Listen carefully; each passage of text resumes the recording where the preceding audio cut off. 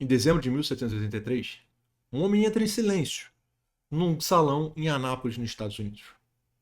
Diante dele, o Congresso Continental, o Congresso do recém-independente Estados Unidos das Américas.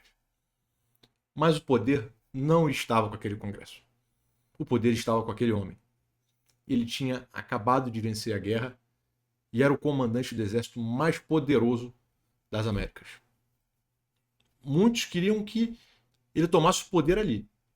E talvez a história dos Estados Unidos da América fosse completamente diferente.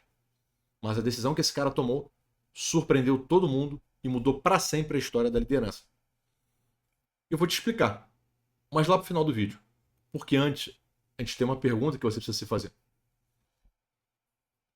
Se seu cargo desaparecesse amanhã, se tirassem seu crachá, seu poder de demitir, quem estaria te seguindo? Alguém estaria te seguindo? Essa é a pergunta que destrói 90% do meio corporativo. E a maioria diz querer ser um líder, mas na verdade não consegue nem diferenciar o que é um líder de o que é ser um chefe. Se você quer entender a diferença entre liderança e um cargo de autoridade moral, de autoridade formal, fica comigo até o final desse vídeo. Porque lá no final a gente vai voltar para a história do homem que mudou o que a gente entende como liderança em 1783 e talvez isso te ajude a repensar o que você entende sobre chefia e a gerir melhor a sua equipe. Hoje a gente tem uma indústria inteira vendendo liderança como fosse carisma, como frases motivacionais, técnicas de palco, linguagem corporal, desenvolvimento pessoal, autoajuda. Mas a verdade é que liderança nunca foi nada disso. A liderança ela nasce de uma necessidade real que o grupo tem de seguir uma pessoa. E aí a gente tem uma grande confusão mental que se faz com as pessoas, principalmente aquelas em funções de chefia, que são investidas de uma autoridade formal com relação ao que é ser chefe e ao que é ser líder. A primeira diferença ela começa numa tradução complicada. Por quê? Porque nos Estados Unidos essa diferença era sentida de uma maneira um pouco mais complicada. Porque, na verdade, a palavra chefe, nos Estados Unidos eles chamam de boss, de um gestor, um manager, vem da palavra caput, do latim cabeça.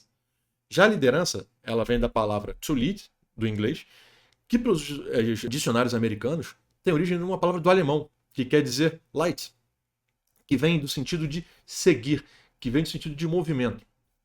Então observem que na própria construção etimológica, uma direciona, se correlaciona com estar parado, uma estrutura, enquanto a outra se correlaciona, tem a sua origem, com movimento, com direção. Então nisso a gente observa a primeira de cara já na largada diferença. E aí tem a hierarquia e o movimento. O que isso quer dizer? A chefia ela tem uma posição numa hierarquia formal. E a liderança não. A liderança, as pessoas decidem seguir o movimento de um dos integrantes daquele grupo ou alguém externo àquele grupo para a obtenção de um propósito específico. Ué, eu não estou entendendo. Então vamos lá. No dia a dia de uma empresa, na rotina, conforme está aqui, o que a gente está tratando é sobre chefia. Aquele chefe, naquele momento, ele não precisa se comportar como um líder. Porém, vamos dizer que aquela empresa entra numa crise muito grande por conta da concorrência. Vamos pegar tipo uma Kodak nos anos 1990. E aquela crise precisa de uma mudança. E aquela mudança ela vai exigir algo muito além da rotina daquela empresa. Nesse caso, aquele gestor ele precisa ter condições de liderar um grupo naquele processo. Por isso que o desenvolvimento da liderança ele é desejável. Mas a pessoa não é um líder. Ele é um bom chefe. Em condições de exercer a liderança quando o momento exigir. Então observe que na nossa doutrina a gente tem essa relação de onde tem a rotina, a gestão, onde a gente vai ajudar as pessoas a serem muito bons chefes, e tem a crise ou a guerra, que aí sim, para os militares isso é um pouco diferente, onde a gente tem a liderança. E o que é desejável do profissional é que ele consiga orbitar nesses dois mundos, ele saber o momento de exercer a chefia e o momento de exercer a sua liderança. Quando ele mistura esses momentos, quando um ambiente que lhe pede rotina, chefia, ele quer aplicar técnicas de liderança, fica muito complicado e normalmente dá algum problema. Por um outro lado, se o ambiente exige uma mudança, uma crise, e ele está se mantendo fixo aos paradigmas de um chefe, provavelmente ele não vai conseguir superar aquela crise, aquele momento difícil que a equipe dele está vivendo, por falta de atributos de liderança. Então, a gente parte de um princípio que são dois fenômenos distintos. A chefia é uma coisa, a liderança é outra coisa. Mostramos até a origem etimológica diferente, as características que são diferentes, mas que, na verdade, um profissional ele precisa estar apto a ser um bom chefe, primeiramente, que muito provavelmente é sua obrigação. Mas também, se for o caso, ser um líder. E aí isso nos traz a nossa definição da nossa doutrina, do nosso sistema. O que é liderança? Todo mundo tem definições, então, de forma bem clara, a nossa definição ela vai ser: liderança de alta performance é a capacidade de motivar e inspirar pessoas e a realizarem voluntariamente, e aí eu destaco esse voluntariamente, aquilo que elas não são obrigadas a fazer. Ou seja, liderança não é mandar, liderança não é ter cargo, não é ter sala, não é ter direito, não. A liderança ela está aqui, ela implica numa ação voluntária. Você precisa desse movimento voluntário que a pessoa não é obrigada a fazer ou não vai ter uma recompensa formal vindo dele para seguir. Se existe essa obrigatoriedade, se existe essa recompensa, a gente está falando de chefia, a gente não está falando de liderança. Agora tem uma verdade que ninguém quer dizer. E ela é muito simples e até um tanto quanto libertadora. A verdade é, não há nada de errado em ser um bom chefe. Essa é uma das leis da nossa doutrina e é muito claro. Muito provavelmente, você que está nos assistindo, a sua obrigação é de ser um chefe. E é desejável que, eventualmente, você tenha condições de liderar. E não tem nada de errado, mas absolutamente nada de errado em ser um bom chefe. Porque grande parte das coisas que o mercado, que a indústria vende como atributos de um líder, na verdade, são atributos de um chefe. Quando eles falam dos deveres de um líder, eles estão falando dos deveres de um chefe. Então, ser um bom chefe, muito provavelmente vai ser o seu objetivo principal e a gente vai te ajudar a fazer isso. Peter Drucker, no seu livro, ele é, vamos dizer que é o pai da administração moderna, ele dizia que o chefe, ele cuida da gestão, ele cuida de fazer certo as coisas. Enquanto a liderança, ele não fazia essa diferenciação, mas ele dizia que o nível da liderança deveria ser para identificar um caminho. Então lá atrás, por volta dos anos 70, ele ia fazer essa diferença do que era a gestão e o de que era a direção a ser tomada. Por um outro lado, um sociólogo, um psicólogo chamado Michael Maccoby, ele escreveu um livro sobre o narcisismo produtivo, que vai diretamente ao encontro de um dos vícios, de um dos erros que a nossa doutrina estabelece para a liderança. Então, em tese, ele fala que o gestor ele começa acreditando na missão, mas muitas vezes ele acaba terminando em si mesmo e começa a tomar decisões para parecer mais forte, para proteger a própria imagem.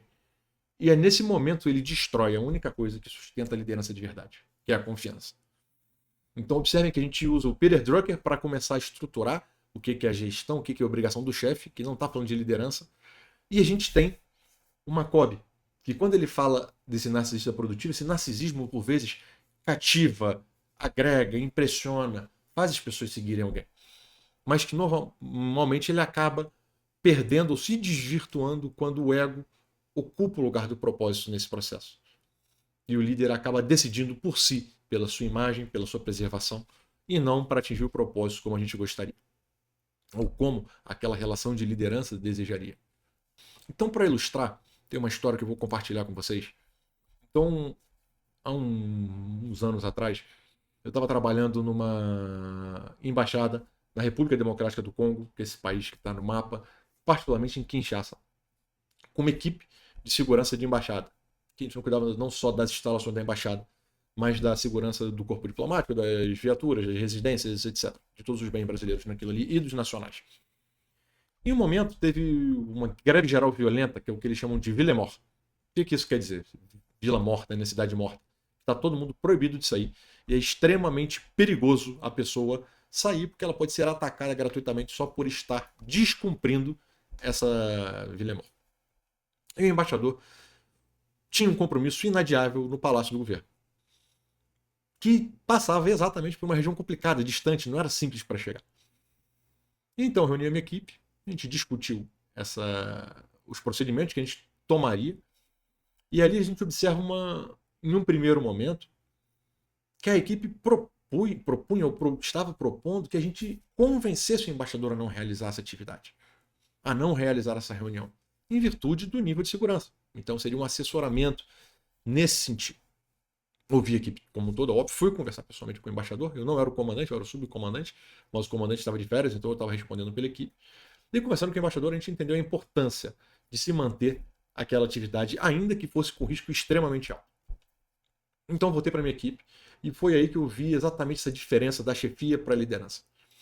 Ao apresentar para a equipe o que se desdobrava na nossa frente, eu como chefe determinei que a missão seria cumprida, mas eu permiti à equipe que voluntariamente escolhesse as funções que cada um teria naquele dia, porque alguns teriam funções administrativas de cuidar da base, cuidar da embaixada, cuidar da central de rádio, etc. Não precisavam estar todos ali. E para minha surpresa, aí entra aquele item importante da liderança, o voluntário. Todos eram voluntários para as missões mais críticas.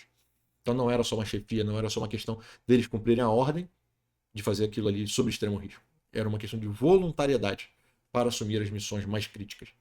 É o que a gente precisa na crise. E não que eu fosse um líder para eles, não era um líder. Mas naquele momento se estabeleceu uma relação de liderança, no qual os protocolos foram revistos, carregamos armamento pesado, armamento longo, verificamos outros protocolos, rotas alternativas, e foi um sucesso. Ali, muito novo ainda, era um capitão na época, consegui entender que eu não era o líder deles. Mas naquele momento, eu precisava estabelecer uma relação que ia além da relação de chefia. E por sorte, por ter as ferramentas, por ter me preparado antes, tudo deu certo. E é isso que a gente vai ajudar você a fazer. Tá para dezembro de 1783. O homem naquele salão era George Washington, um dos pais fundadores da nação americana. Ele tinha poder militar, poder absoluto. Tinha acabado de derrotar o exército inglês e conquistou a independência dos Estados Unidos da América. Ele era o homem mais idolatrado daquele país que tinha acabado de nascer, que na época não tinha nem presidente. Tem só esse Congresso Continental. E o que George Washington fez quando ele entrou naquele salão e todo mundo achava que ele ia tomar o poder para governar o país? Ele renunciou ao comando do Exército Continental e pediu para voltar para sua fazenda. Porque para ele, o propósito, que era a independência dos Estados Unidos da América, já tinha sido atingido. E ele não precisava daquele poder. A finalidade da liderança que ele estabeleceu já tinha sido atingida. E não sendo mais necessária, ele se tirava do centro e ia cuidar da sua vida privada na sua fazenda. Dando a oportunidade para os Estados Unidos da América iniciar a sua vida independente como uma democracia republicana, não governada por uma ditadura. Graças ao pai fundador, George Washington, e a sua renúncia, que mudou para todo sempre o que é ser líder. Antes dele na história, somente em Roma isso tinha acontecido em uma única vez. Porque a regra era, o camarada tomava o poder, era o dono, o comandante do exército mais forte, ele assumiu o poder político. E George Washington não fez isso, permitindo que os Estados Unidos se desenvolvesse na nação que é hoje. É por isso que liderança nunca é um fim. Liderança é um meio. Um meio para se cumprir uma missão, um propósito. E quando o propósito acaba, o poder deixa de fazer sentido. E aí a gente volta para aquela pergunta do início. Se o seu crachá, seu cargo desaparecesse amanhã, alguém ainda te seguiria? Se esse vídeo te fez refletir sobre liderança de verdade, deixa um comentário pra gente aqui, deixa um agradecimento, tira uma dúvida, faça uma sugestão de conteúdo. Isso vai ser muito importante para o nosso canal. Dá aquela curtida se você achou que esse vídeo merece, se esse vídeo foi interessante e principalmente compartilha com aquela pessoa que você entende que precisa aprender mais sobre liderança. Toda semana a gente vai estar nesse canal postando um conteúdo correlacionado ao tema. Na semana que vem a gente vai falar sobre alta performance. Tá bom? O que é, o que não é. Muito obrigado e tamo junto.